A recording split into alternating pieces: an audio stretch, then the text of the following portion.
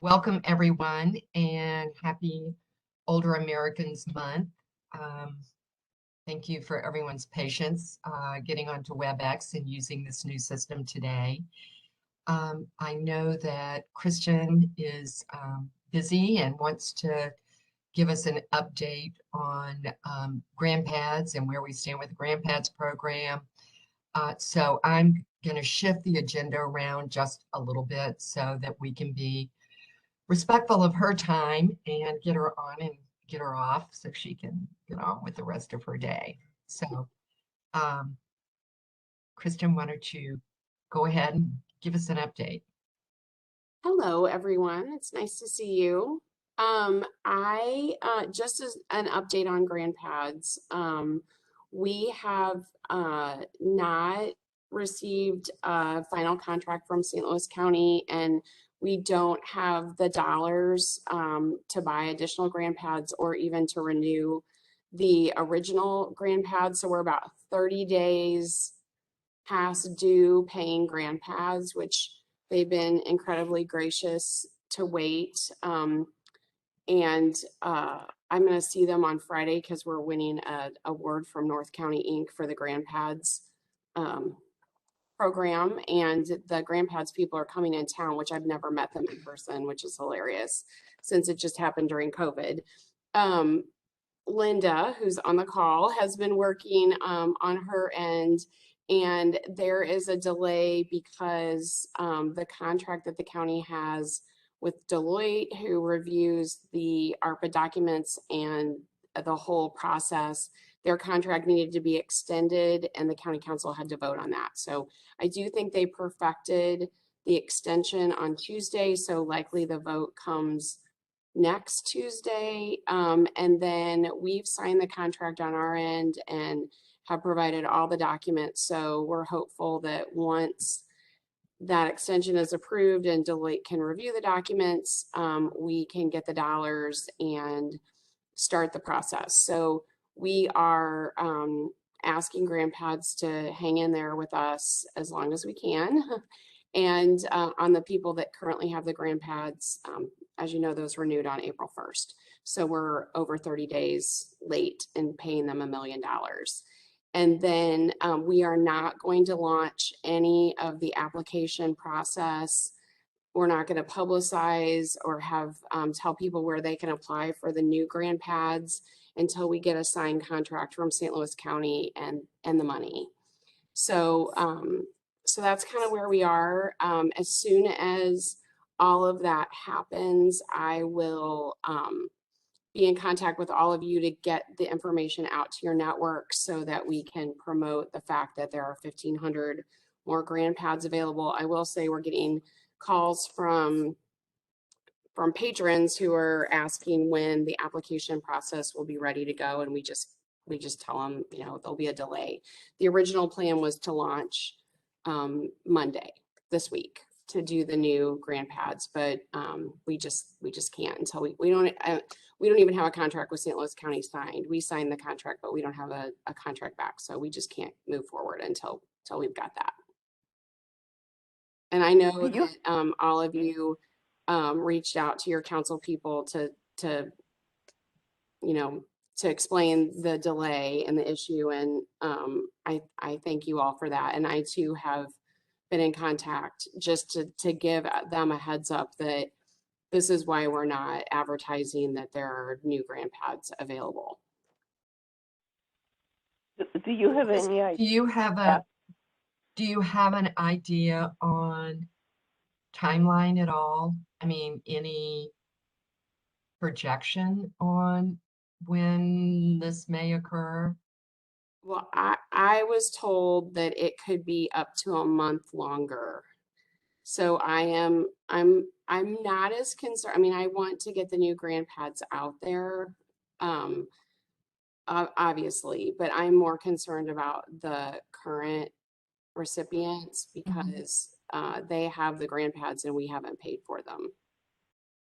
I don't think GrandPads would say like we're turning off the devices, but I do feel bad because we owe them money. So Well, the award this afternoon sounds exciting for them. Yeah, they're really excited, and they've never been, I mean, they're based out of Minnesota, so they've never been to St. Louis even. We're going to take them and show them a couple branches, and they're really excited. So, and we're excited. I don't know, we didn't apply for that award, so someone nominated us, or North County Inc. acknowledged it. So it's really great. It's fantastic. Do you know if you'll get any press around it?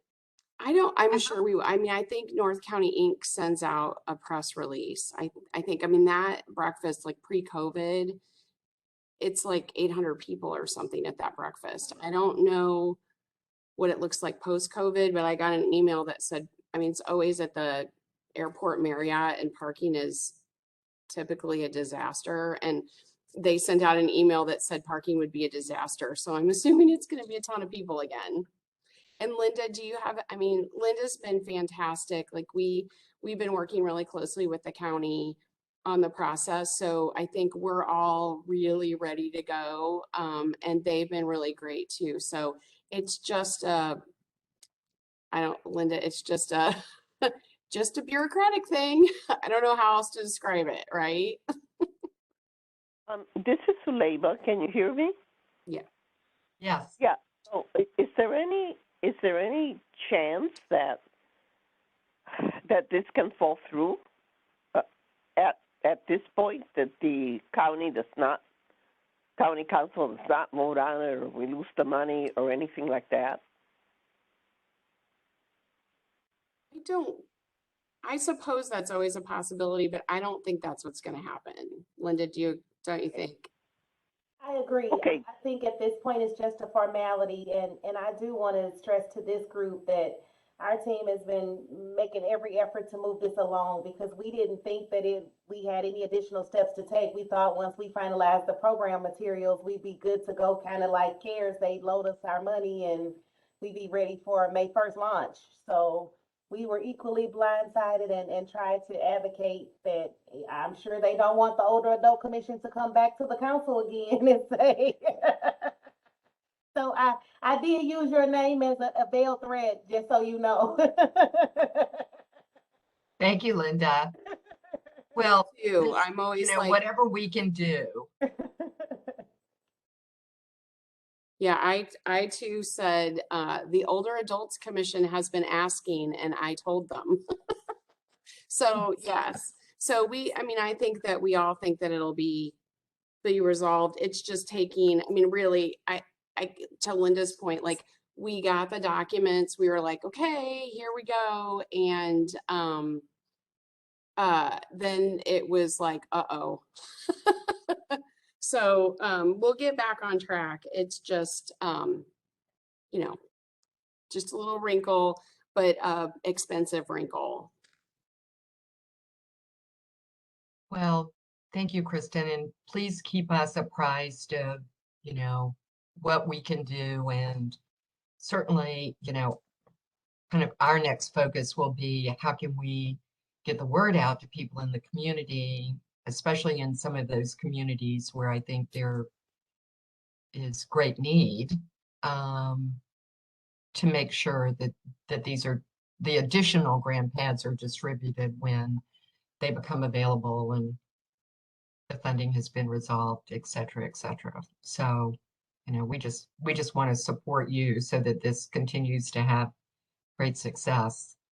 We appreciate that, and we'll be in touch for sure. I think we talked about this before, but the ARPA guidelines are much more focused, less on immediate recovery and more on long-term recovery. And so the parameters are much more defined. And so we will need to cast the biggest net we possibly can to make sure that people know about the grant pads so that we have a ton of applications. It's not as much about getting it out there right away as it is getting it to the people who need it the most. Linda, am I describing that? I would say that's the difference between CARES and ARPA. You are absolutely correct. Absolutely. Do you know, are the guidelines, it isn't the poverty level, is it? It Or, is. and then do you, if you are unable to distribute all of them to individuals whose income falls below the poverty level, then are you able to move up in the distribution or no?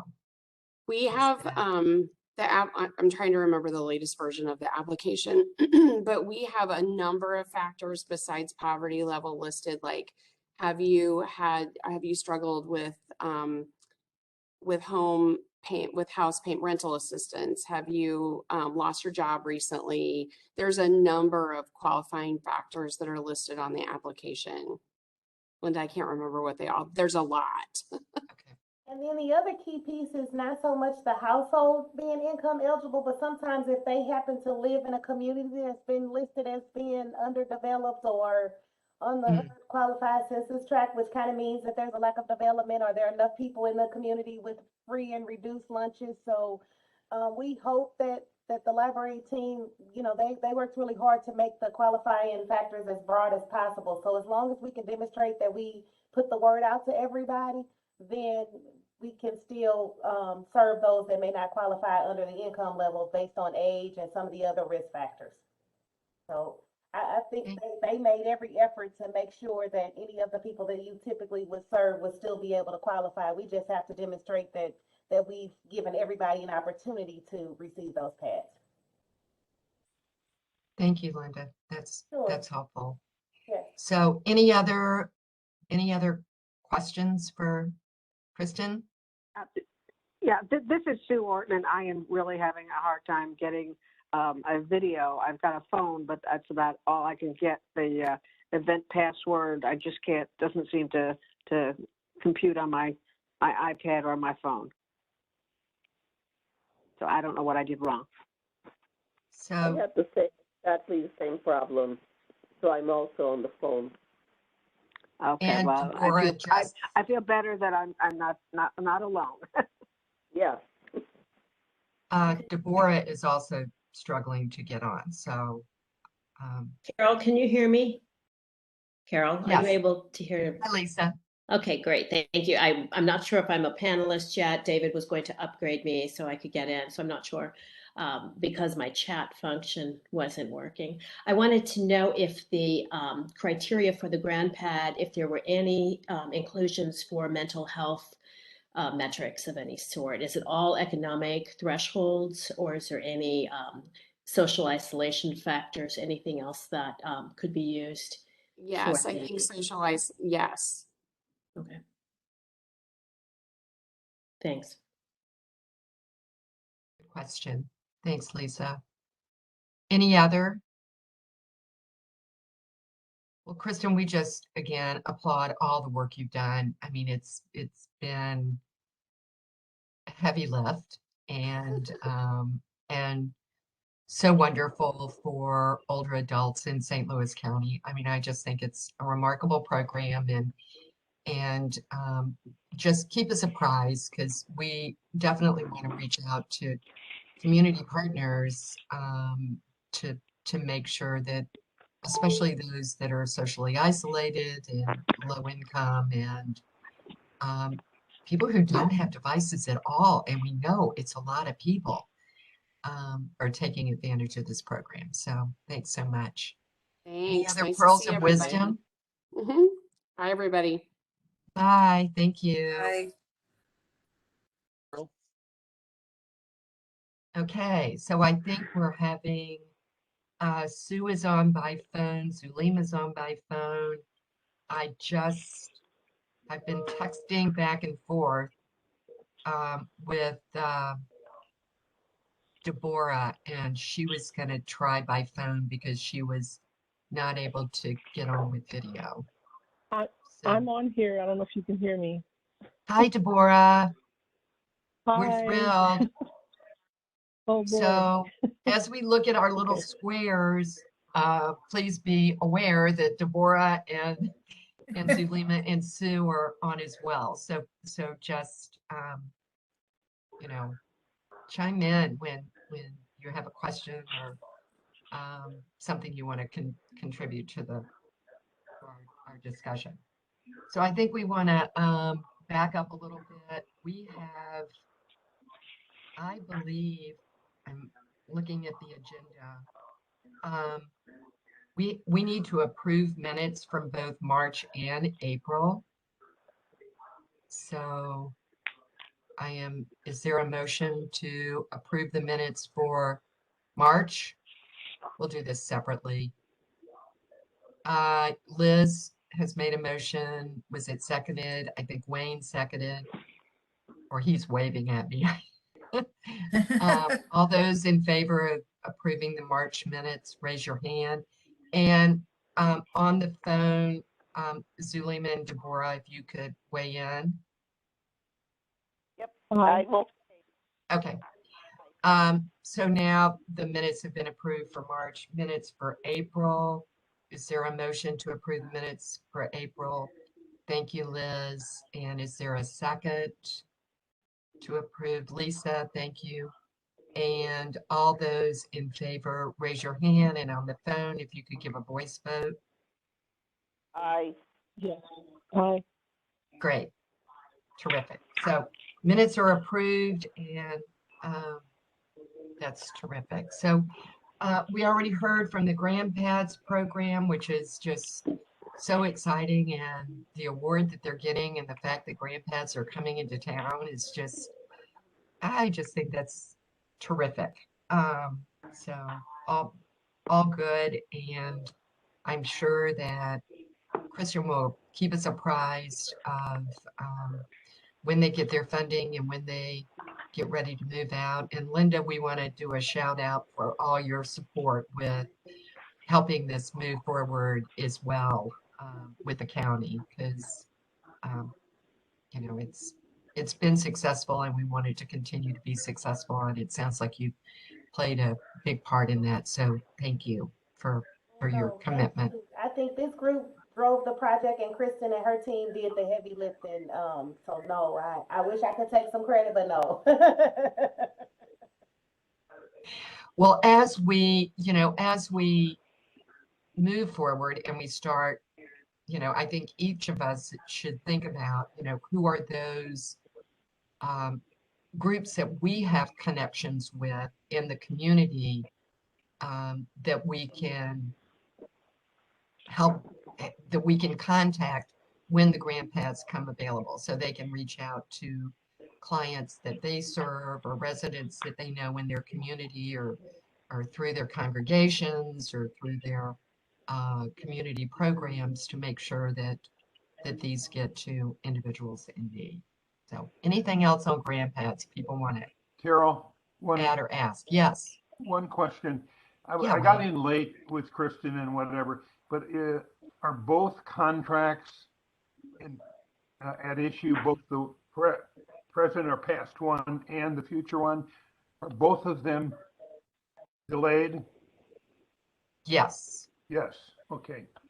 Both of them are delayed, and as she expressed, the bigger concern is the renewal contract, because GrandPads was to be paid over a month ago. So they're really hoping to move that forward. Okay, thank you. And hopefully that will be expedited with increased awareness from us to the county council about that kind of glitch in the payment process. So Will you still be calling them, Carol? Yeah, Zulema. Zulema, I'm having a hard time hearing you. Hello, can you hear me? Yeah. Yes. Okay. Should we still be calling them, urging them to vote next week, or what's the message if we call them? I think, Liz, I think that they have moved forward, and so the glitch was the contract with Deloitte was not approved, had not been, am I saying this correctly? I mean, it got kind of complex. The contract with Deloitte had apparently not been signed. And even though the checks come from the county, they needed that Deloitte piece to move the whole process forward. That's my understanding. That has now been resolved, so hopefully this will move forward in the next couple of weeks. Okay, so we don't have to do anything at this No, point. you know, Okay. I think right now, you know, if, you know, the role that we can play with the Grandpads program is just to kind of put on our creative hats and think of those connections we have in the community, that when the application process becomes available, we can be reaching out and making some phone calls to organizations, agencies, et cetera, in the community to make sure that they are aware of the program and are making their clients aware. Okay. Because we are Thanks. so aware of this program that I would be, you know, I'm sure that there are gaps in the community of people who are not aware. So that's, I think, where we need to be thinking about and putting our energy. Carol? Yeah. If we're to connect with the people that we know in the community, such as other community council members, should we be saying anything about the program until we know for sure? Because I'm sure we'll get questions like, well, when is it available and so forth. So I'm just wondering, should we just go ahead and mention the program or what? And also, if you could go over the parameters again, such as age, is there an income level? This is the questions that I think we're going to get.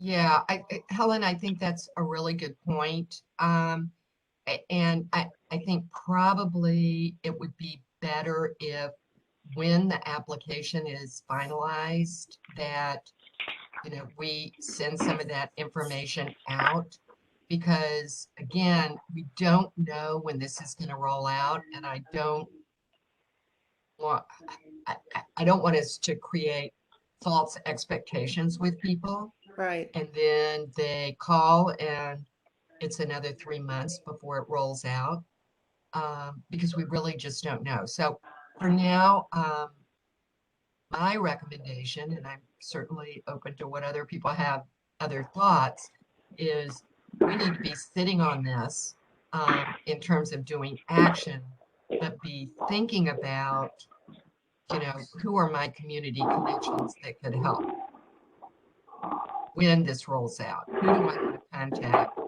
when these become available? Does that make sense? Yes. Because my understanding from Kristen and Linda is the parameters are going to be, there are going to be a lot of parameters around qualifying. So we'll want to look at that when it's finalized. Linda, do you agree with that approach?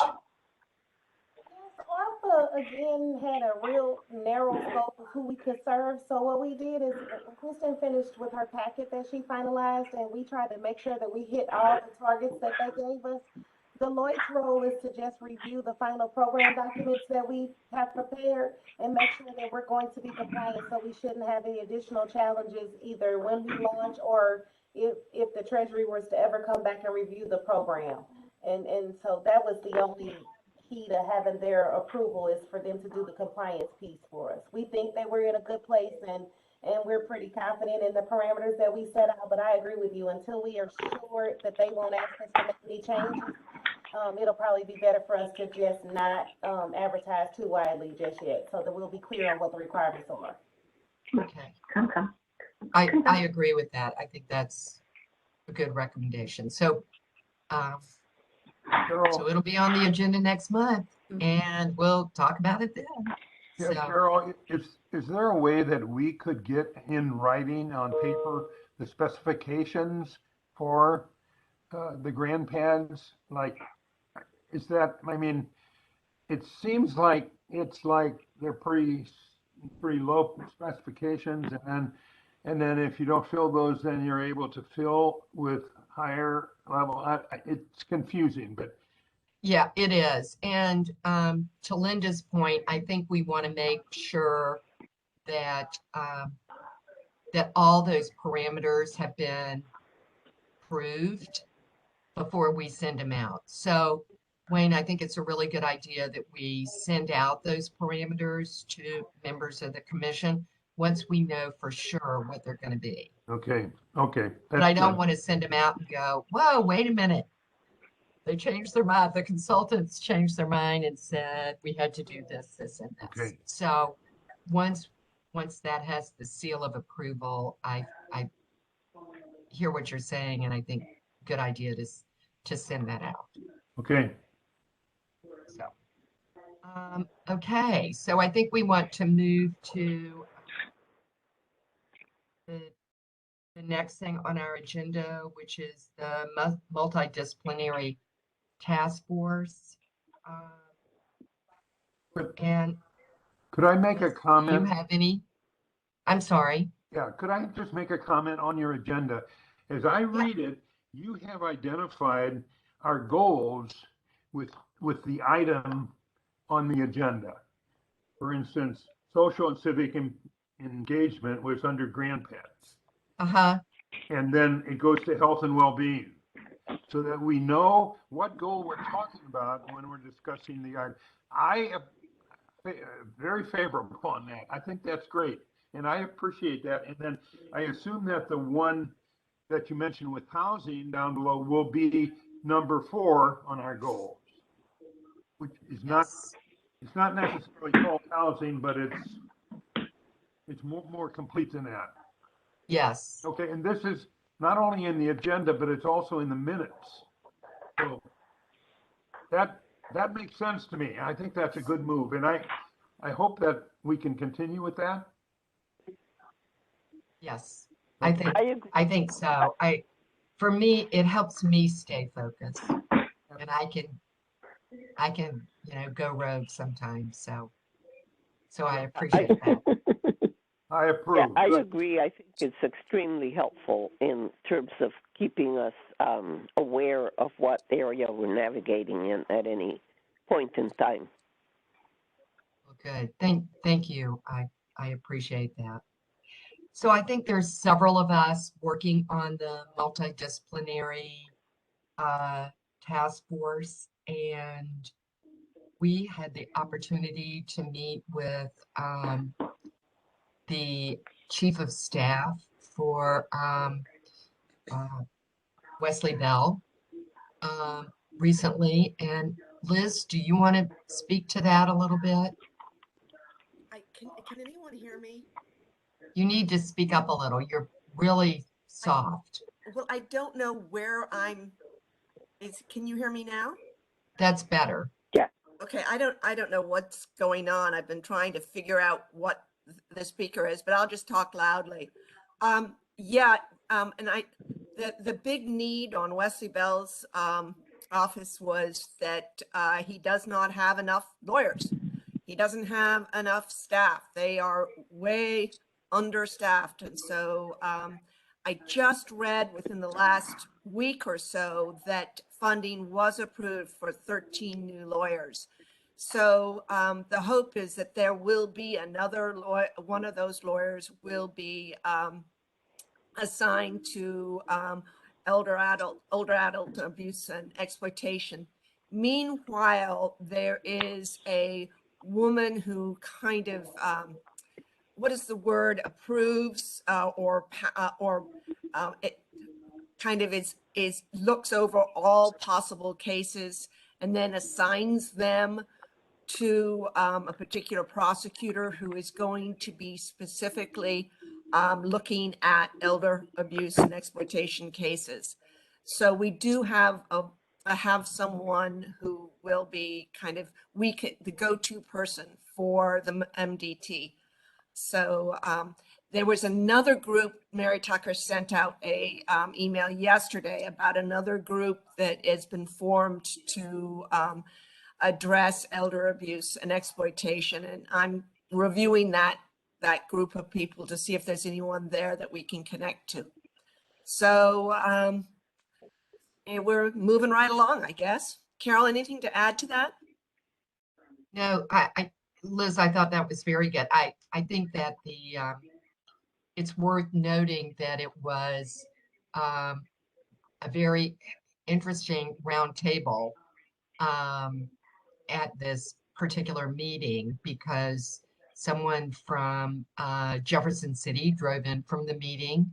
The regional head of Adult Protective Services in the St. Louis region was present at the meeting. Mary Tucker, who is an attorney and chair of the multidisciplinary team, was there. So it was a diverse group. They gave us an hour of time. The reason for the meeting was that Wesley Bell set up a hotline for people to call with concerns about elder abuse and exploitation. There already is a hotline. So the purpose was to provide some clarification that we really want to streamline the calls to the state hotline. And he immediately, I mean, the response was excellent. They said, we will make the adjustment right away. And this is not a hotline. This is a information line where we can talk to people and say, you need to hotline that. You call the state. So I think it was a productive meeting. They also talked about the fact that they do a monthly webinar to kind of educate on kind of cases within the prosecutor's office, kind of as a public information webinar, and thought that doing a webinar about financial exploitation would be something that would be beneficial going forward. So all in all, it was, I think, a very productive meeting, and we'll continue to follow up with them. I think next, with the multidisciplinary team, next on the agenda is WEAD. I think that's the acronym. It's World Elder Abuse Awareness Day. And they have a number of things planned, including a set of educational programs that will be done by Zoom. And when we get more information on that, I can send that out to everyone, just, in the event you would like to, be a part of any of those. I believe they're going to be either 3 or 4. World Elder Abuse Awareness Day is actually June 15th. So they're hoping to have these seminars prior to June 15th, with kind of the culmination being June 15th. We have worked with Channel 2 to get some coverage for them. So they're going to be Deborah Schuster. I don't know if people know Deborah. She's an elder law attorney in the St. Louis community, and is very good in doing media. And she agreed to do on June 9th a noon program where she'll have up to 5 minutes, which with media is a long time with television, and she'll be focused on financial exploitation. And then Tracy Berry, who's with the Federal Prosecutor's Office, is that right, Liz? I think it's Eastern Missouri. Okay. That's the office she's with. Great. She will be on the morning show on June 15th, and she'll be on with someone who experienced a victim of financial exploitation. So I think that Not only a victim, she was also ended up being someone who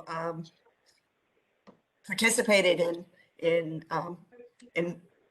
victimizing others. I think you may have, I mean, it received quite a bit. That case received quite a bit of press coverage, at least in the print media, for those few people who read print media on a regular basis. But yeah. Carol, I also did want to let everyone know that critical role that Lisa Jones played, and connecting with us, and then so she was very helpful. And Lisa Jones is the victim's advocate. I don't know if that's the official title, but it's kind of the role she plays in the prosecutor's office. She has been there for, I think, over 20 years. And we met with her very early on when we first started getting involved in issues around financial exploitation. And she has been a huge champion of ours in the prosecutor's office, and the need for there to be an attorney to handle these cases. So thank you, Liz, for bringing that up. Any questions in regards to that? Yes, I do have a question, Carol. Is this something that we might get those numbers out, make sure we get the hotline number? Oops, I apologize for that. If we could get that hotline number, and when we send our sort of summary to council, remind them to include that in their newsletters to their recipients or any communication they have, that just that what that number is and what it's to be used for. I think that would be helpful, and we could also send it out even to the municipalities again. But somehow let's keep that fresh with our council members. I think that's a great idea, Lisa. And I have requested some. Well, Channel 2 requested some collateral that they can splash up on the screen, including the hotline number. So I'm hoping I'll have a slide ready, something from the state that will have the hotline number. And then we also requested case data from the state in terms of the number of hotline calls and a breakdown of hotline calls by category. So how many hotline calls were self-neglect? How many hotline calls were physical abuse? How many calls were financial exploitation, etc.? So I think that'll be interesting, and I'd be happy to pass that along if that would be helpful. Carol, and Lisa, there was also that they had an actual monetary sum of, and I cannot remember what it was off the top, about how much they have retrieved protected. Yeah, it was substantial. It was. I'm looking back at some of my notes. I don't think I wrote down that figure, but in 2021, there were over 42,000 hotline calls. That is phenomenal. I mean, that's statewide, but that is a lot.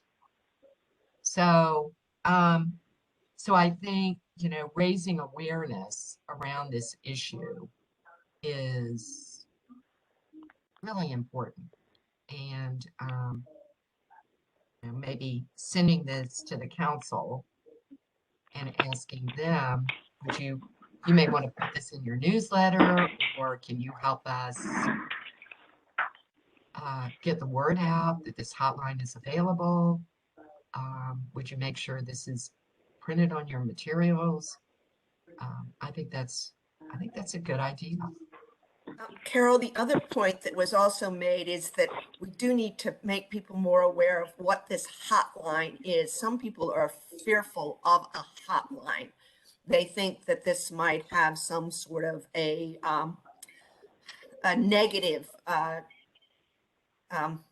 effect on them. So I think that that's another point that we have to help in spreading the word that this hotline is helpful. This is to protect people. This is not going to be to assign blame. This is Sue Orton. I have a question. Is these numbers available on the county website? No, the numbers I'm referring to, Sue, that's a good question. The numbers I'm referring to, it's state data. Now, I have asked the state if they could give us numbers just for St. Louis County, and I think they can break that out. So we should have that, but no, there isn't anything on the county's website because it's really managed. I mean, this is a state program. Is it possible then on the county website to identify it as state, and that if it's a local issue that they could still call that number? I mean, just some sort of notification of what it is. I think that's a good point. I don't know. I don't know. I mean, if we Carol, wasn't there something on the county's, on the prosecutor's website, on the prosecuting attorney's website? Yes. There is something on Wesley Bell's website. Yeah. Okay. And I think that may be the more appropriate place if we want to look at that and ask them to do something. I don't know. Susan? On the national, on Wesley Bell's website, there is the National Domestic Violence Hotline and Safe Connections, as well as a live.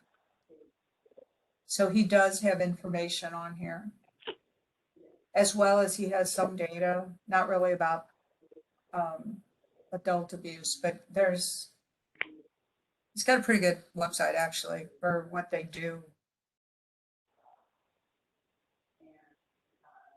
We could ask, I think it would be appropriate to ask the staff if maybe during the month of June, where we're having this heightened awareness around elder abuse awareness, maybe if they would add some statistics.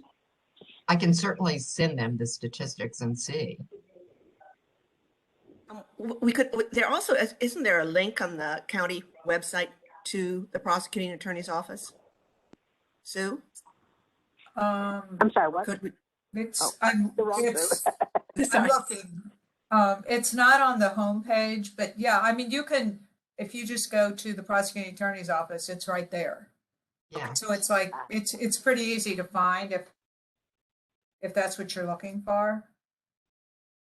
And they do have they have a whole section on victim services and state victim services and things like that. So it's not too bad. It's pretty good. Might this be something that we would add to, if we could get our page back, on our section on the county's website, this would be another link that we would serve our residents with? Absolutely. And I don't know how to go about doing that, Lisa. Getting I think our we're going to page have back on.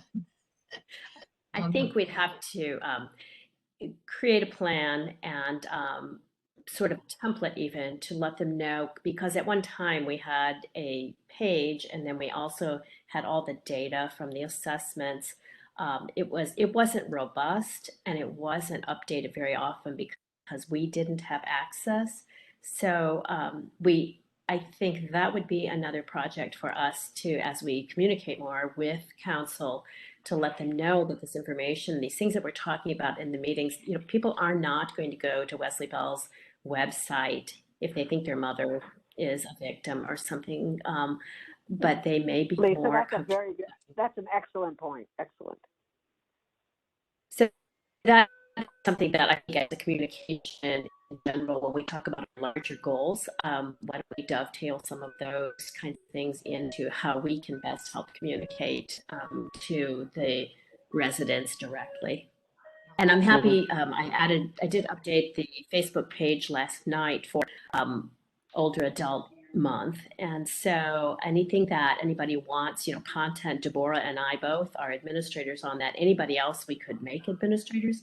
It's several hundred people that follow it. It's not a super robust social media outlet, but it does provide a place if we wanted to put that hotline and let people know that, the various types of elder abuse. Again, that would be something that we could craft around this month's activities. So we have a communications person in our department, and he'll be more than happy to post it on the Human Services webpage, whatever we want posted. So he's usually looking for things. So yeah, he will post it. Great. That's super, Susan. So when we get the information from the state with the county data, I think that would be helpful. Okay. So maybe we can work on that, and yeah. And Lisa, do you want to work on, you're a communications person. Maybe I can send it to you and you can beautify it or make it understandable, or whatever we need to do to it. So I'll get criteria. We could get criteria from them, how they want it presented. That way, if he just wants to, paste it in, that's good. So Susan, could you put me in touch with that person, and I'll do an introduction and let him know kind of what we're looking for? Thank you. I will do that. great. Okay. Well, I think this is exciting, and we'll keep everyone apprised as some of that collateral information becomes available, and we have a bit more to talk about. Moving on the agenda, the property tax relief. I don't have any new information on that, so I'm going to pass over that, and I'm going to move to Aging Ahead. And we have a very special guest sitting in for Lisa Knoll today. So Kristen, I'm going to let you introduce yourself and take it away and give us an update. Well, thank you. That's a very kind introduction. Lisa's out of town. I'm Christine Hussteady. I'm the operations person for Aging Ahead. Been with the agency a little over 4 years. Prior to that, I actually worked in the victim service field, and Lisa Jones was my boss right out of college. So I am familiar with that world as well. Just to give you a little bit of information about what's going on in sort of the area agency on aging community. For us, for Aging Ahead, we are actually still in the process of reopening. We started last July and had ambitions to be fully open by January, and that just didn't happen for us. We are down quite a few positions. We're working on hiring staff. So that's been an impact for us. Right now, I think we have about 18 open positions still. So that impacts how we can open our centers. We do have 20 locations in our 4-county service area. Most of those locations are open at least 3 days a week and serving a cold menu. We haven't been able to transition to our normal hot meal that's prepared daily yet because of some supply chain issues and cooking staff that we need to hire. But again, we're hoping to do that as soon as possible.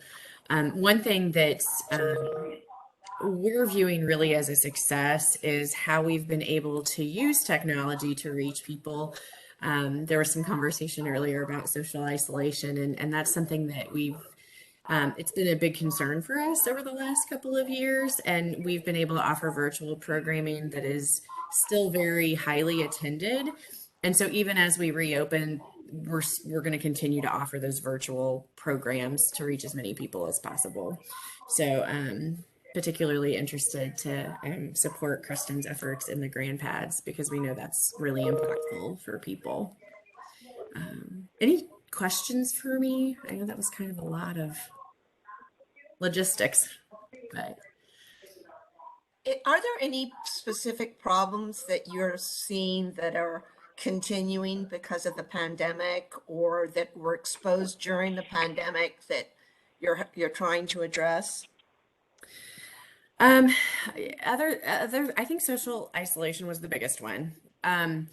Transportation has been an issue.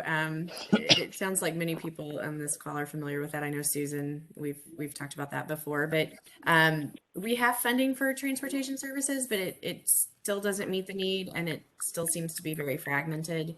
So constantly working to find additional resources for older adults, particularly in our outlying counties. Of course, St. Louis County is a little different. There's more providers, but higher cost. So that and the food supply chain has really just been a challenge to overcome, whether it's frozen or fresh. Still some challenges with that. So those are sort of the top three for us. As a follow-up to that, it would be good if there's anything that we could do better, things that we can do better in the next pandemic to serve older adults and all that. And, I know you mentioned the transportation, and is there anything we could support to improve the transportation or other issues in terms of the whole, what the problems were, I guess. Anything like that would be helpful for us. I think the biggest challenge we ran into, aside from transportation and food and all of that, there were a lot of people that didn't know about us. And so through the course of conversation with community groups and those regional implementation teams that were set up to help with vaccinations, people learned about our services well after they could have benefited from them. So I think just awareness about the services and the fact that over 60, no charge. Like it's a service that is set up for that purpose, and just making sure people know about us before they need us. It was really just, we were kind of surprised at how many people were like, oh, I had no idea you were. And then because of some of the CARES Act funding, we were able to provide additional services to people that had never encountered us before. So I think that is sort of that would be the biggest help. We can partner a lot with other agencies. So the transportation and the food, we have a lot of resources for it. So if people can just get connected to us, I think that's the biggest help. We should be able to help with that. I hope. I trust we could. That would be great. Thank you. Any other questions? I did have, Kristen, I know that there's some ARPA funding that came to the AAAs in the state. And my understanding is that the various AAAs have some flexibility in how they want to use those funds. Can you share any insight in terms of what's going on with Aging Ahead and where they feel that there's unmet need and a need for more focus? Yeah. So with the ARPA funds, what the guidance we've been given is to use those funds to increase capacity. So for us, what that means is trying to ramp up the salaries on some of those entry-level positions that we've had a hard time staffing. Some of those positions have been open for more than 2 years. So just trying to elevate those salaries to make it beneficial for people to start with us. And then add service units to existing contracts with our current providers. For example, we use Legal Services of Eastern Missouri as our legal services provider, and we were able to triple the number of units that they had during the contract year because of those ARPA funds. So really just expanding capacity. You know, I think the biggest challenge, one of the other things we're working on is re-engaging volunteers, because we have some staff drivers, but that model is not always effective. So re-engaging volunteers for meal delivery, at the same time, putting parameters in place to make it safe for them to re-engage with us. So still looking at some protective devices, kiosks in some of our centers, things like that, to try to make it as safe as possible for people. And then again, speaking to the social isolation issue, making sure that whether it's in partnership with the county library and the grandpads or some other mechanism to make sure that people have access to services. We know that technology and broadband access even in some of our counties isn't great. And so it really limits how people can reach out, especially the other thing that sort of relates to that is the frequency of telehealth or the prominence of telehealth as a result of the pandemic. Many of our even South St. Louis County and North St. Louis County in particular didn't have access to telehealth visits.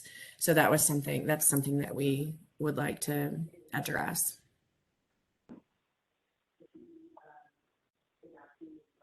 Thank you. That was very informative.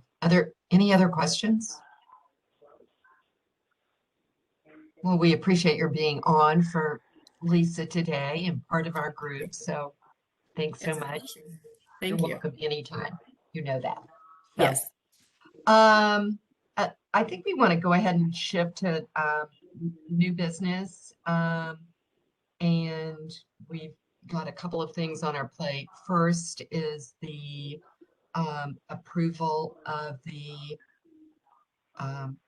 report, the 2021 Older Adults Commission report that goes to the county council. And Susan, have we heard anything back from Councilwoman Day's staff about the committee of the whole and presenting to committee of the whole? We have not. Okay. We've heard no response at all. I can follow up with her again. Can you follow up? And Sure. if you feel like I need to follow up, I can follow up. But I mean, I can send her another email and just say, do you have any dates yet? Or, something like that. that would be great. And Okay. let her know we met today and question came up because it is Older Americans Month and this is normally when we present. The council may feel because we presented earlier in the year that we've, had our one slot opportunity. I hope that's not the case, but it could be. Carol, one thing is that I think that the snafu that's gone on with the grandpads underscores how important it is that we do meet with them. Yeah. Because agreed. Yeah, and also, frankly, I mean, when we met previously, it was about one item essentially, and this is an annual report that covers everything we have done and plan to do, and the two things are so different that I don't think the first meeting should preclude our being able to present our report as we normally do every year. Very good point, Zulema. I agree with you. I mean, last time it was very focused on grandpads, and now it's absolutely it's broader. So Susan, can you reach out to Councilwoman Day's office today? And then if you don't hear back right away, I can follow up with a phone call. Okay. But I kind of, since you're you've done the initial outreach, I'd kind of like to Yep. keep that. I'll follow up as soon as we're done with the meeting. Okay, Thank you. I appreciate it. So back to the report. Carol, could I ask a Yeah, question on, Wayne. just to clarify, what are the pieces of the older adult commission report? I have your cover letter, the accomplishments, and looking ahead, those three pieces. I do not include the establishment or the duties. Am I accurate when we're looking at the report? It's the cover letter, the accomplishment, and looking ahead. Hold on, I have to pull up the. Okay. I'll pull up my copy. So.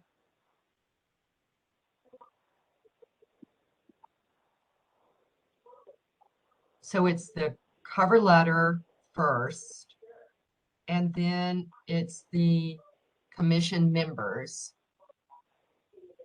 Okay, that's with included. everyone's bio. And so if anyone has I have a new one from corrections to Dan. their bio, please let Susan know, like, right away, because we want to get this finalized and out. Carol, one thought I had on my bio is, and I just wasn't sure if it wasn't going to be redundant, but whether I should have it listed that I'm a member of the Multi-Disciplinary Task Force and the St. Louis Regional Coalition for Digital Equity and Inclusion, whether that was necessary information, because it comes later on as something that we as a group participate in. So that was just my only thought. Would that be helpful? Yeah. What are people's feelings on that? Because I also, I don't, under mine, I don't list what that was kind of why I thought, no, I mean, it isn't necessary, because they are, though I'm on those, I represent this group as far as why I'm on those two things. So part of me thinks it's not necessary because it comes later.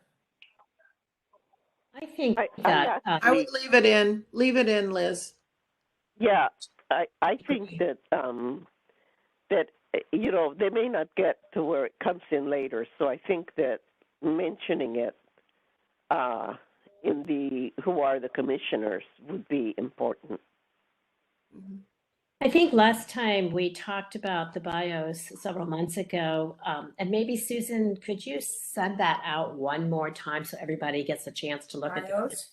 at the final report, so that everybody can look one more time with the current email. I know we had a lot of emails going this past week, so if you're not seeing the full report, but we had talked about those bios, eliminating a lot of our personal background and things that had occurred, as our original bios had a lot more about pre-retirement jobs or whatever, and that we were focusing on the bio and keeping it very simple, a couple of sentences, just letting council know what we do, what areas of interest we are, and any committees we serve on.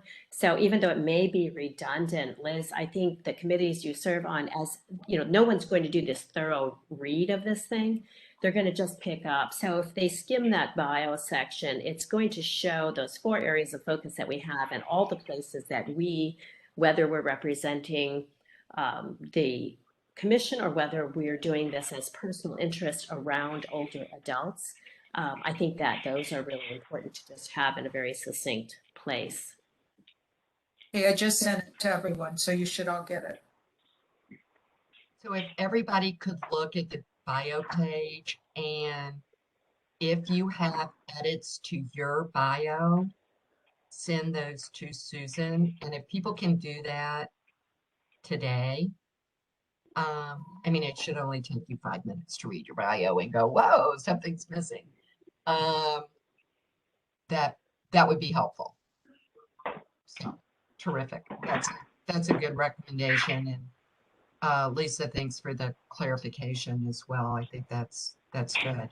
So after the bio section, it's there should be establishment of the Older Adults Commission, and that's the legal language of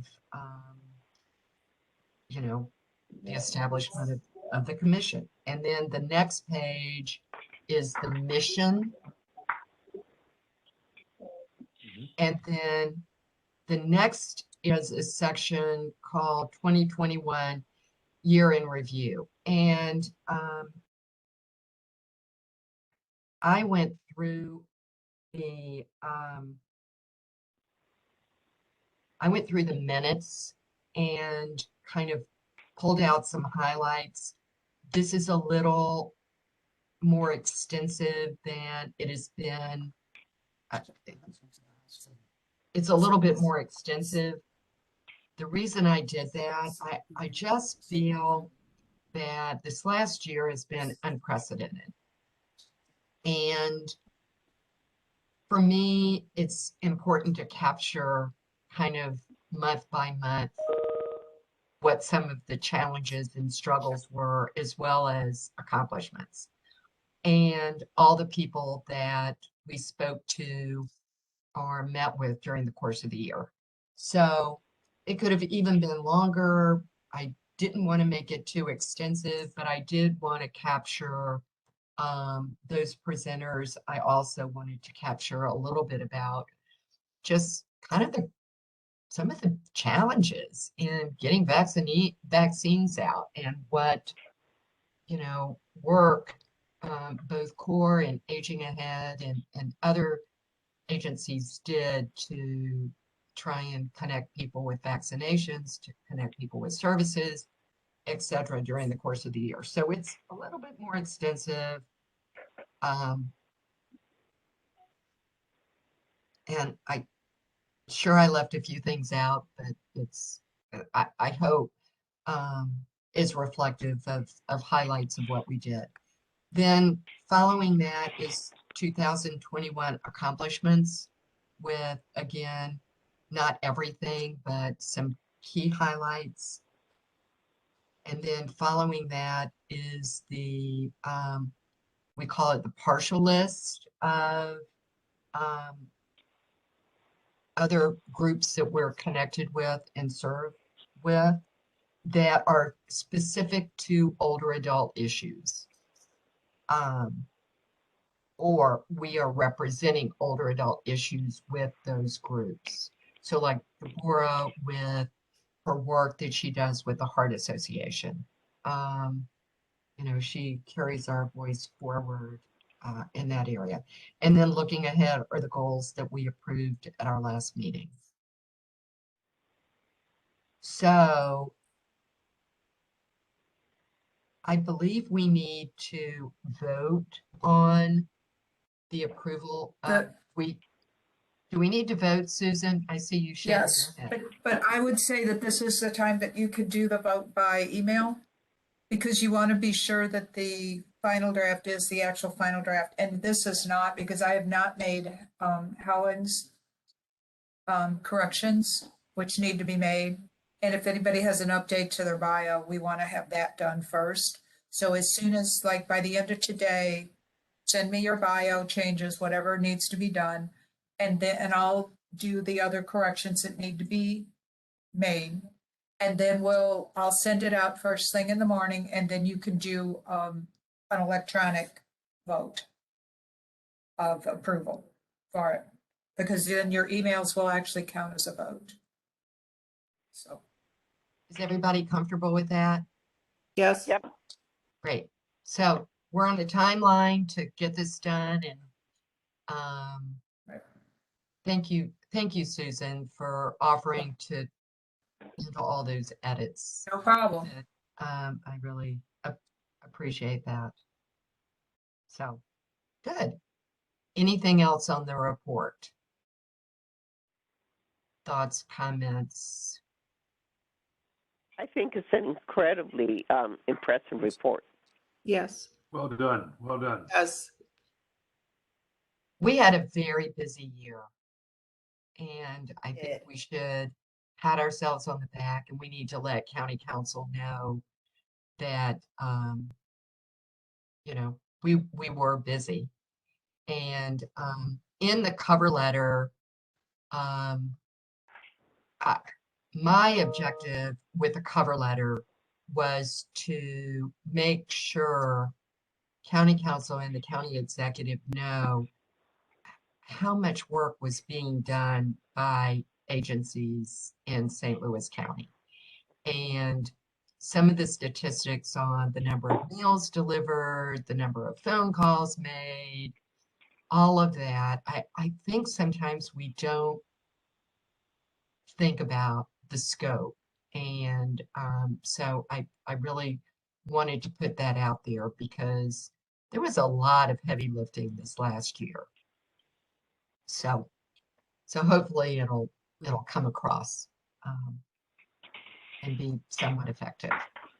I also think it's important as we talk about funding this, or creating some sort of, it wouldn't necessarily be a commission that would be funded, but however county may restructure with an aging population so that we could have some of that same, not that the city of St. Louis is a model, but it certainly has, people, I mean, it's definitely agency focused and county is not. So the work we're doing here, not just that current council members see it, but as we build sort of a library of materials showing the breadth and depth of what we've done, I think that lay the groundwork for saying that county under human services needs to have a greater focus on older adults. And so I think the report is excellent for supporting that. Thanks, Lisa. The one thing I did call out in the end of the letter was, we really need people for District 4 and 6. I mean, I don't know how many times we ask, but I'm coming to believe that that is a near impossible task. I know that there are really good people out there who would love to serve. It's just, how do we make it happen? Dan, do you have your hand up? Oh, no, no. And my hand up. You haven't said much today. I'm calling. No, I did have a question about Councilwoman Webb and whether anyone had reached out to her about the individual that she had mentioned previously to serve in her district, and whether it's worth. I know that got lost in the paperwork somewhere. Yeah. I'll reach out to her again and see. I don't know. Reach out to my friend in District 6 again, who said that she thought she had a name for me and she never gave me the name. So I reached out again. I'm a little, until we get I would like to get some assurance from the county executive and the county council that yes, they're ready to move forward. I think it can be frustrating for individuals to put forth their name and then there isn't action. So nothing happens. Yeah. So I am hoping if we have a meeting with the committee of the whole that we can stress the importance of this and maybe get an indication that yes, they are willing to partner and work with us on moving this forward. Because it's really, I mean, we're talking about two areas that have a lot of elders living in those communities. So. Carol, I do think that one of the issues here is this kind of division of decision-making, whereby if the county executive recommends an individual, which is what he's supposed to make the recommendation, that's not going to work. So then you have it kind of fall onto Webb and Tracus to make the recommendation to the county executive, and they don't want to do that either. So I think that's kind of a strange dynamic that we're dealing with as well. Yeah. Should we be asking to meet with Dr. Page? Yes, I think so. I think we need a face-to-face with him to stress the importance of this, and many other items maybe. I wonder if there's an approach we could take. If if council feels that we are doing an adequate job with meeting the needs of older adults and keeping them apprised of what's going on, is there a way, and I'm kind of thinking out loud here, that we might start spotlighting in notes to them things that are happening in specific districts, that maybe we do shout outs to districts that are doing things that are innovative, or a very active agency or active parks department, or, you know, or something like that, that we would sort of create, not FOMO, but, you know, somebody might be interested in saying, hey, why am I not getting that shout out? And it would sort of serve to say, hey, 4 and 6, you know, you've got these high populations of older adults that are not represented by a district member. I don't know if that's something we would, you know, be able to add in, but as we see some of these programs that are going on that are occurring in different districts, they're amazing.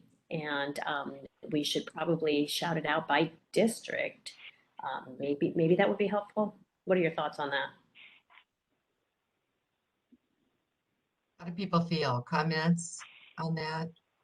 One thought that just comes to mind here is that I think maybe one of the things that's happening, and a little bit of a shout out here to Aging Ahead, is that they're doing such a good job of addressing the needs of the constituents in those 2 districts, that it's not being brought to the councilman's and councilwoman's attention that there's a problem.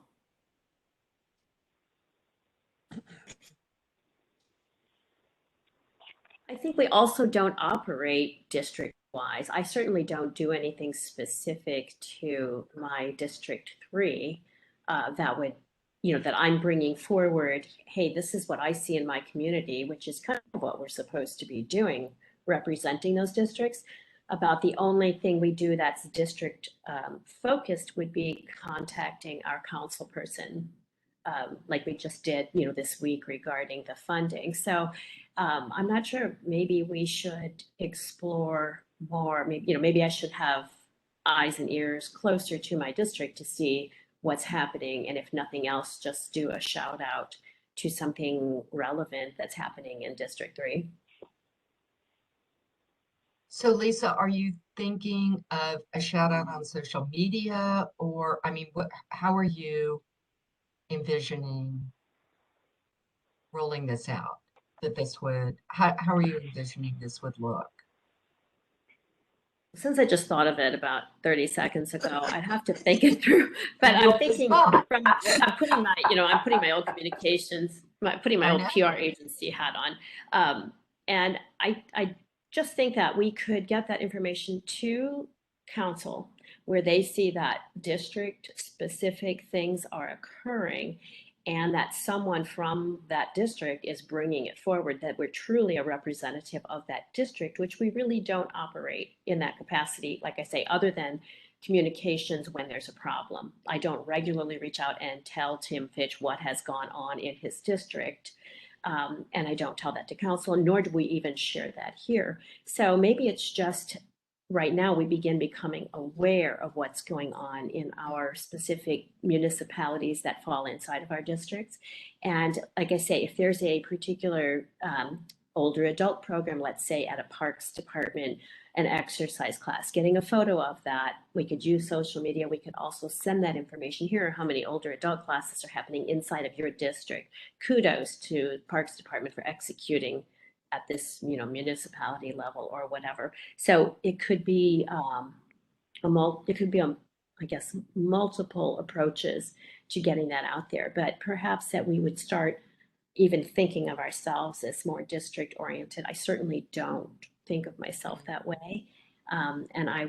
So perhaps it's really an awareness on our parts, and then actually looking for something. But I'm happy to put something kind of together, a plan, and sort of look through the districts and see what's going on. And maybe we could just look at some activities and then, you know, just figure out where that's occurring and get that information to council or to social media, so that we begin to see gaps, where those gaps are. Lisa, do you have any idea who's going to be possibly succeeding Fitch? No, I don't. I haven't even talked to him about that. I thought I shouldn't bring that up when I was asking him to get going on this funding vote with Deloitte. So no, we won't talk about that. But I am going to reach back out. He said he was getting on it and, trying to make this happen, the funding. So I got an idea everybody was on board with it. They just hadn't executed. So I'll find out next who that's going to be. And if I find anything, I'll report back. Well, also, Lisa, it seems like a communication first step would be looking at the county's website and seeing who is managing that and how we could have a presence on that website. And then also think about the district ideas, I think, in terms of social media. I think that's a good idea to do those shout outs. It's probably the lowest hanging fruit. Mm-hmm. So if we could get that page back, and then if we could just send clips even monthly, usually someone who's running social media is so grateful for any kind of content that, just creating that, again, that awareness is great. If we could do it on our own page and do it on county's page. And then I'm thinking the website might take a little bit longer, and a lot of the assessments that we were using are sort of outdated now. So anyways, but yeah, I'd like to, put something out there about that we are an age-friendly community, what that looked like. Some of that can be captured from the old data if they have access to it. I have copies of a lot of that. So like I say, if Susan puts me in touch, I'll do what I can and I'll just report back next meeting what's going on. I think the idea of data is good. I'm wondering if there are items on the census that highlight the growing need for senior services, the fact that the percentage of the total population has increased, and then looking at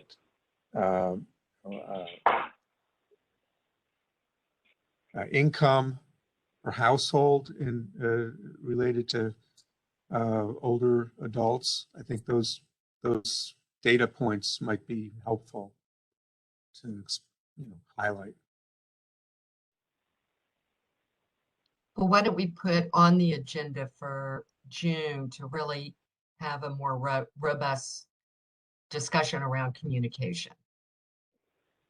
And I know, Deborah, you're on. We're not seeing your smiling face, but we know you're on the call, and I know you have talent in that area as well. So, Lisa and Deborah, we really thank you for your role in communication, and let's talk more about that at the next meeting. So I do want to, we can shift because we have about 20 minutes left on the agenda, and I did want to talk about the grid. I don't know if there's a way to screen share. Yeah, there's this share button at the bottom. You can share content. Yeah, Carol. Yeah. If I could say one more thing, in Yes. looking over the report again and the cover letter, I wonder, given the fact that several times when we have presented to the committee of the whole, they don't seem to really understand that we are all volunteers and that the committee has no budget, no staff. If it might be worthwhile mentioning it, perhaps, as one brief paragraph in the cover letter and also in the Older Adult Commission members, which is page 4 of the report, emphasizing that the commission consists of 11 volunteer members, so that, start getting into their heads that we're volunteers and that we do not have a budget, we do not have staff, because we have gotten questions at times which suggested that they were not really aware of the sort of group we were. Mm. I don't know what you think about that. I think it would take very minor editing to just sort of, not in their face, but as part of the information we give them to make, that point. Yeah. Well, Zulima, I'll look over the cover letter, and then I think it would be easy to add the word volunteer under members where the bios are. Okay. That's a pretty easy, I think that's a fairly easy edit. Yeah, I actually looked at the thing, and you do say, for members of the St. Louis County Older Adult Commission, 2021 was a year of diligent focus. For the volunteer members of St. Louis, or for the, I think you could add that easily. Oh, that would be good, because it's in the first paragraph. Yeah. Okay, that's good, Liz. I like that. And it also, I think, emphasizes that the work we do, we have to do in collaboration with other groups, because we really have no money, no funding, no staff, and we're all volunteers. Yeah. Yeah. Thank you, Zulima. That's a very good point. So do you guys want to look at the chart, and a shout out to Wayne and Dan for being chart people? Wayne in particular said, I think it would be helpful to have a little bit more guidance in terms of what our goals are. So this kind of working document was created, and I don't know if I can share or not. Carol, I don't think you can. Okay, can you see that? Yeah. Yes. Yeah, I have the chart up on my computer. I do but too. I have one question. I'm the liaison between the Older Adults Commission and the County Commission on Disabilities, and I would like to see some sort of notification that involvement is in the goals. I don't know whether it could be, vulnerable older adults and people with disabilities. I just don't know how you can implement that, but I think that since I am a liaison, I do attend the meetings, that some sort of communication between the two groups is there, that it should be noted. What sort of actions do you think we should be taking towards that goal? I don't know, Wayne, except that there are older adults who have disabilities. Mm-hmm. And I just don't see an inclusion of that in this. When you say older adults, they usually, refers to somebody who is maybe even living they may be living in a nursing home. They might be not living in an independent living facility, or they're just living at home. That's not the case. There are a lot of people who are older adults with disabilities who live in different places. And I just think that, I don't know whether it's just a term that we put in there. I'm looking at maybe the last one here. Advocate for, safe and attractive neighborhoods. I mean, it could definitely be under housing, because we definitely are looking at rehabbing and repairing properties. So there's different touch points throughout the different areas that I think that the notification should be there someplace. That's all. Well, I think your point's well taken. I think my follow-up question, this is Dan, is that maybe we should devote some time in one of our meetings to talk about how we can support your commission, so that we're not, repeating, we don't want to be a redundant organization that way, but how can we support your goals and highlight things, so we want to be of help, but I think we need direction from you in what specific areas we can help. Should we be talking more about universal design, for instance, or, Yeah. You know what? I'm sorry to interrupt. Sorry, but one area I think that we can add your commission is under the partial list of commissioner affiliations representing older adults. I think we should just add, the Commission on Disabilities as one of those collaborators. Oh, yeah, but you have to be. Is that in the report? I need to say something here. So you're dealing with, I think the points are well made, and I think there's a lot of overlap between the commissions, but the commissions are separate commissions. And so I don't think either commission needs goals that go into the other lane, but they cross over without specifically saying, like, Sue, I guess my question to you would be, with the Commission on Disabilities, do you specifically say older adults? Because with older adults, I think I think it's common knowledge that there are plenty of older adults with disabilities of varying levels. And as we age, most of us have more disabilities than we did when we were younger, whatever those look like.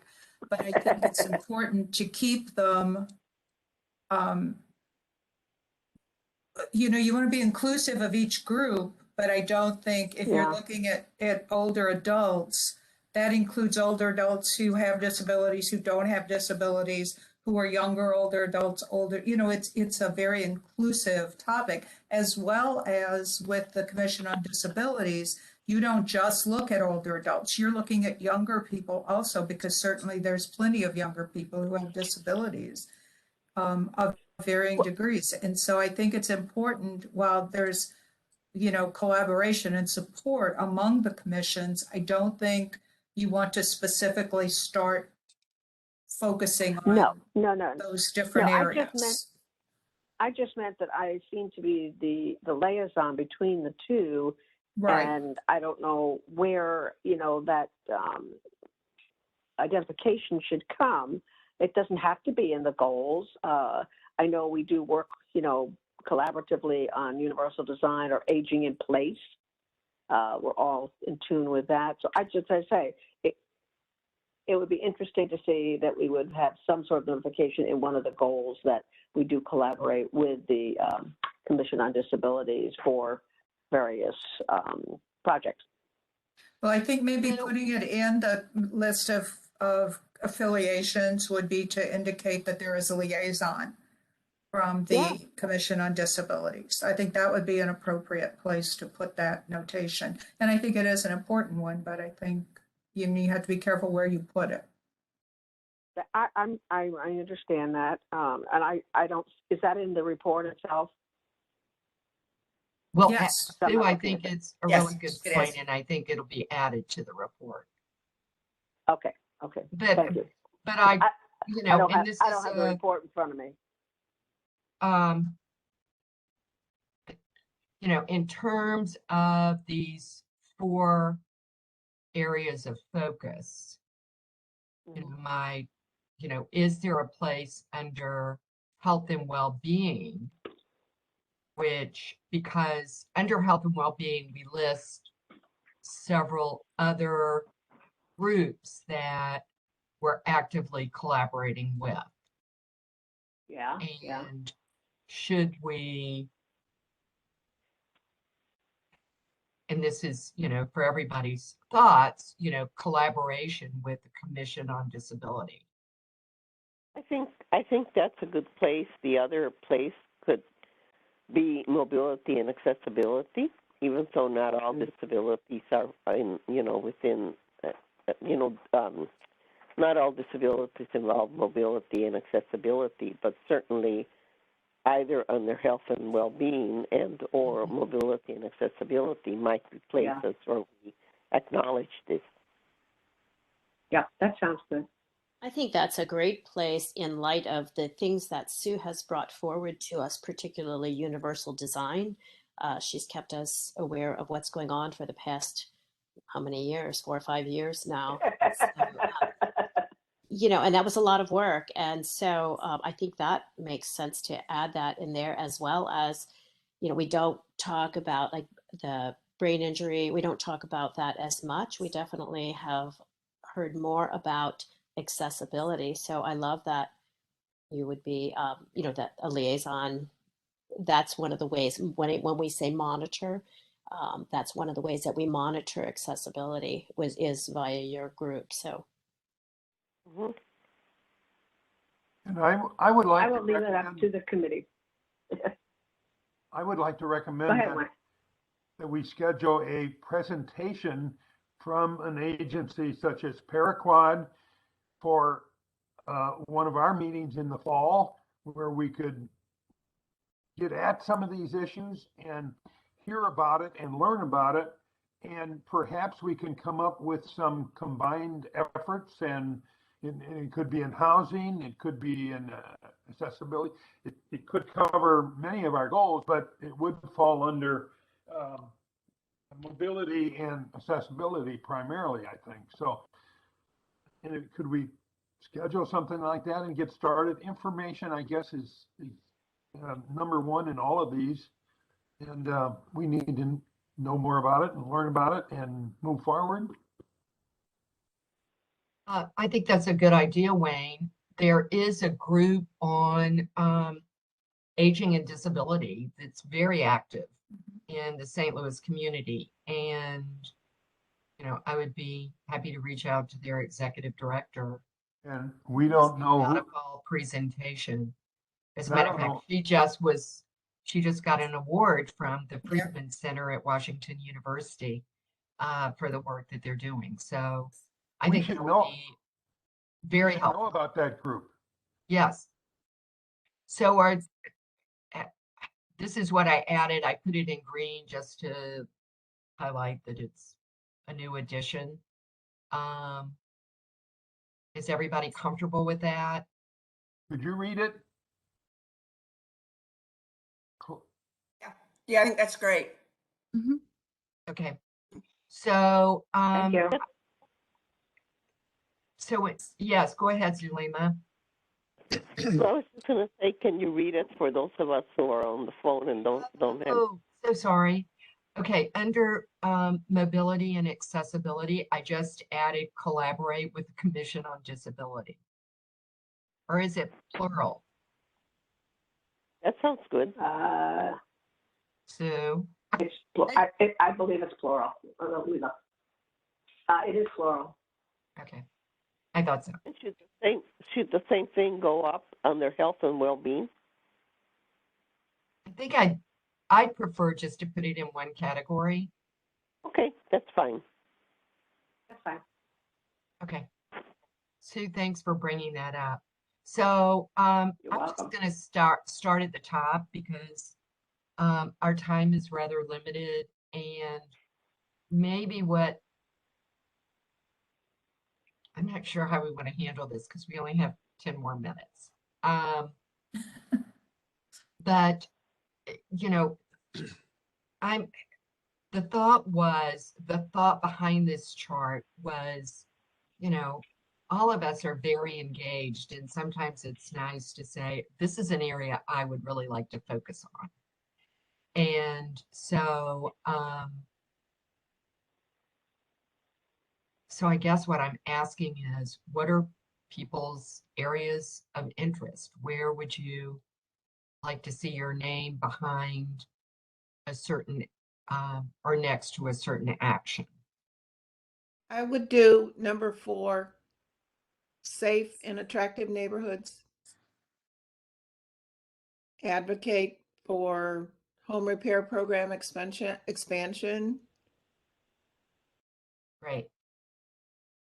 So I'm going to be on the health and well-being on the multidisciplinary task force, and also on the one on digital equity and inclusion, because I've got that meeting in 5 minutes. We'll get you off of this. Carol, could we do this? Could we do this via email when we reply back to Susan with our changes? Is this something that we could sort of align ourselves that way, and we reply to all that, so we can see where everybody else is, and it might prompt a more thorough response from each one of us? Would that be okay if we did that via email? We could do it. I mean, we could do this as a shared doc, but I'm not real sure I can set that up. Because I know where I see, you know, the Aging and Behavioral Health Council, you know, I sit on that. So health and well-being, social and civic engagement would be the 2 areas that, you know, professionally I've been involved in the past. So, but, you know, if we have gaps based on seeing what someone else has, we need to pick up, we need representation in each one of these 4 areas. So I'd love to see where everybody else would see themselves falling as well. And we might align naturally, but if there are gaps, we would have points for discussion and of how we would cover those gaps. Are we limited on, are we just volunteering for one or more than one, or is it up to us? I think it's up to you for your level, your level of commitment. And also, I think there can be multiple people involved. It doesn't need to be Helen is the person who's Right. going to do That's the what advocacy right. on safe and attractive neighborhoods. It can be, if 3 people are interested in that, we want to put 3 people on that. So, to Lisa's point, we can send this out. It just seemed, I guess I'm thinking, are we going to get back 11 different grids, or how can we do this where? Okay, can I volunteer to do something? Yeah. How about if everybody fills out the grid the way they want it filled out for them, send them all to me and I'll compile them into one grid and then send them out to everybody. And that way you can see, where the crossovers are, what might still need some, more people on it or whatever. Would that work? Because I'm not good at such a sharing good docs either. person, Susan. I like it. I like it. Sounds great. I guess I was being self-protective and going, I don't know if I want all these charts coming to me to. It's fine. I don't mind it. Okay, so our charge is that do we need to resend out the grid, or does everybody, you should all have a copy of the grid? Well, you just added a line. I don't know if that matters. But... That's true. Okay, so we can resend this out to everyone, and then everyone can fill out where they want to be, and there should be good understanding that just because someone's name is behind doesn't mean that it couldn't be multiple people. And I think it will be interesting to see where our energy kind of falls out. And then maybe next month we can drill down a little bit further on timeline. Do you want us to add any notes for? Yes, if you have notes specific about where our interests lie or how we can help. Yes, that would be great. And I would assume that as we send these lists in and all that, we should anticipate that there would be some communication or meeting or something between the folks on each of the specific goals. I don't know how that would take place or whatever, but it seems like there should be some communication there in those individuals. Yeah, I think I agree with you. We may have a situation where, a lot of people want to be associated with a specific item and there might be too many people. So we'll probably want to spread us out so we can be more effective. Another organization that I just joined, Lutheran Foundations, as a board member, sent me a grid that it was a professional grid and an area of expertise grid. And so they had me checking, and then they formed their committees around those grids. And they also look for board members that are aligned. They have 5 focus areas, one of them being older adults, which is how my name got elevated. But they also have groups around, so they asked me about communications and those kinds of things, as well as health and well-being for older adults. So it may be that we're sort of grid focused here, and we end up with 4 subcommittees around our 4 focus areas, and they may not be the same number of committee members, but it would allow for conversations and similar to what, like the multidisciplinary task force, there are 3 or 4 of you that meet regularly or talk regularly. It could be something where we could elevate things and report back during our meetings. I think that's I think that's a good point, Lisa. I mean, we may come up with, it may be a little sloppy and messy at first, but we'll work through this. And Wayne, to your point, I think if we're really looking at our task at advancing some of these actions over the course of the next year, then yeah, we're going to need to maybe have offline meetings or other meetings to come together around what we want to accomplish and do. So we've focused a lot, I think, historically on kind of the health and well-being area and social and civic engagement. So mobility and accessibility, this is an area that I think we revisited early on as a commission, but revisiting it is important. And similarly, some of the things around safe and attractive neighborhoods. So, so I'm excited. I think we have, a lot on our plate, but yeah, it should be good. And How do we, oh, I'm sorry, Carol, how do we go send ahead. this back? How do we send this back to you? I'm not that technologically advanced on sending it, or do we just send an email? So If what you could Susan, you want to clarify since these are coming to you? Yeah, if you can put it on the grid, that would be good. If you can't, then just send it in an email Okay, and I'll plug it in, and then you can let me know if I plugged it in wrong. okay, So thank you. I can resend this out with just the names I have started on. Is that, or would you rather just have it blank? It's fine the way it is. You can send it out. Yeah. Okay, I'll send that out shortly because we need to wrap up.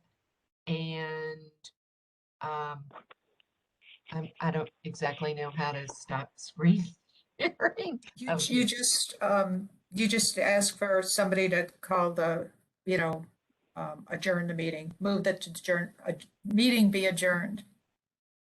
Does anyone have anything important? Because I know we're over, but I think we also have to ask if there are any report outs that we've missed.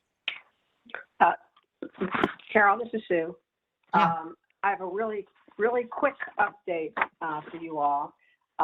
One thing is that our ADA coordinator, Carol Flood, has really been very active, and she has discovered that the council chambers are going to be closed in July and August for some major renovations to include doors and lower platforms and railings and things like that, that's going to be accessible.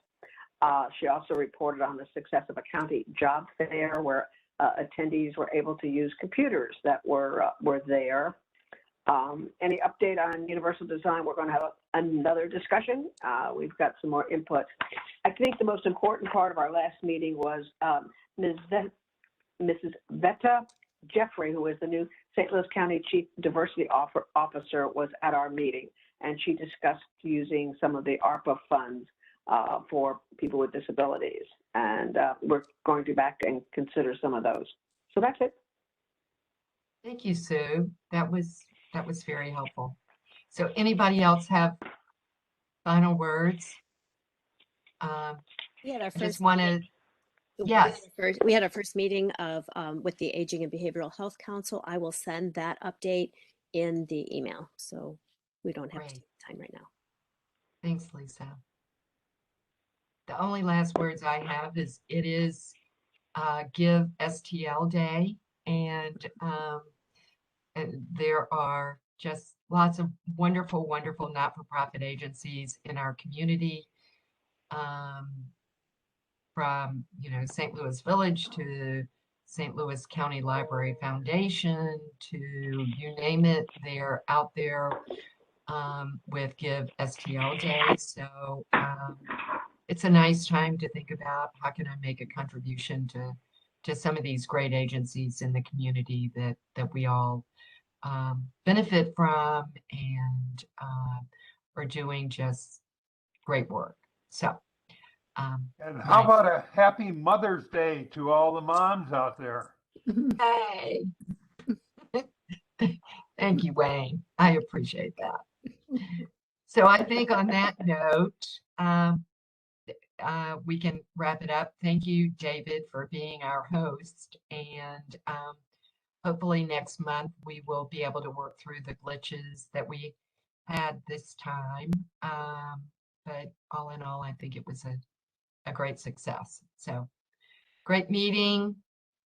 We'll be back in touch. Remember, your action items are fill out the grid, look over your bios, get any changes to the report submitted to Sue within the next 24 hours. And we will hopefully be following up with a date to meet with Commission of the Whole. So that would be on a Tuesday if we do it. That's when they normally meet, or I would think that that's when we would do it. So Susan will follow up and we'll be back in touch in regards to that. Thanks, everybody. It was a good. Let's adjourn. Can you adjourn the meeting? Oh, yes. I am adjourning the meeting. No. I'd like to make a You have to motion ask to me. adjourn the meeting. Thank you. Second. Is there a second? I make a motion. Dan, you're seconding it? Sure. Everybody in favor of cutting off this meeting now? Thank Bye. you. Bye. Thanks, everybody. I appreciate it. I will learn. Yeah. Bye-bye. Bye. Bye-bye. Thanks.